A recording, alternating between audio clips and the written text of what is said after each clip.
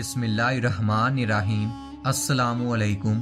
ہر روز نئی ویڈیو کے لیے چینل کو سبسکرائب کر لیں اور ساتھ لگے ہوئے بیل آئیکن کو دبا کر آل کی آپشن کو سلیکٹ کریں تاکہ ہر نئی ویڈیو کی اپڈیٹ آپ کو ملتی رہے۔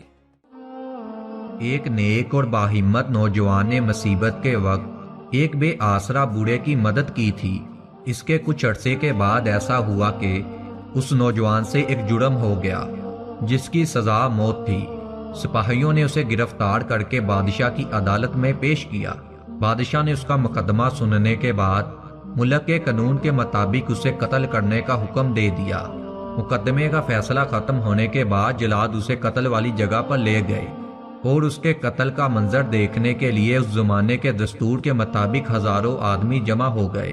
ان میں وہ بوڑھا آدمی بھی تھا جس کی اس نے مدد کی تھی۔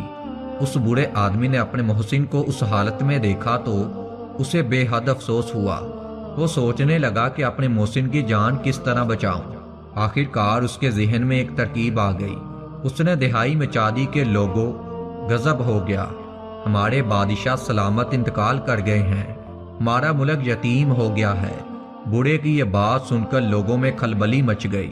جلاد بھی اپنی تلواریں پھینک کر شاہی محل کی طرف دوڑے اور اسی افراتفری میں نوجوان کو وہاں سے بھاگنے کا موقع مل گیا۔ بادشاہ کی موت کی خبر سچی نہیں تھی۔ کچھ دیر کے بعد معلوم ہو گیا تھا کہ اس بوڑھے نے اس مجرم کو بچانے کے لیے یہ حرکت کی تھی۔ بادشاہ کے سپاہیوں نے اسے گرفتار کر لیا، بادشاہ کے سامنے پیش کر دیا۔ بادشاہ نے اسے دریافت کیا کہ اے شخص، تو نے یہ حرکت کیوں کی؟ ساری رعایا کو معلوم ہے کہ ہم کوئی انصاف کے خلاف کام نہیں کرتے، پھر تو نے ہماری موت کی تمنا کیوں رکھی؟ اس بوڑھے آدمی نے سب لوگوں کے سامنے اس نوجوان کی نیکی کا حال بیان کیا اور پھر اس نے یہ اعتراف بھی کر لیا کہ میں نے صرف اس کی جان بچانے کے لیے یہ جھوٹ بولا تھا۔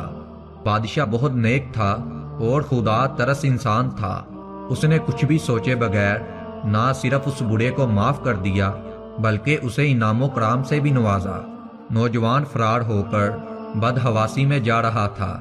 اسے ایک جاننے والے نے دیکھا تو اس سے پوچھ لیا، تو جلاد کی تلواروں سے کس طرح بچ گیا؟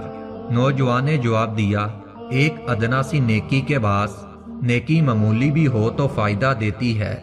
اس سے ہمیں یہ سبق ملتا ہے کہ نیکی کا اجر آخرت میں تو ملے گا ہی، لیکن نیک انسان کو اس کا پھل دنیا میں بھی ضرور ملتا ہے۔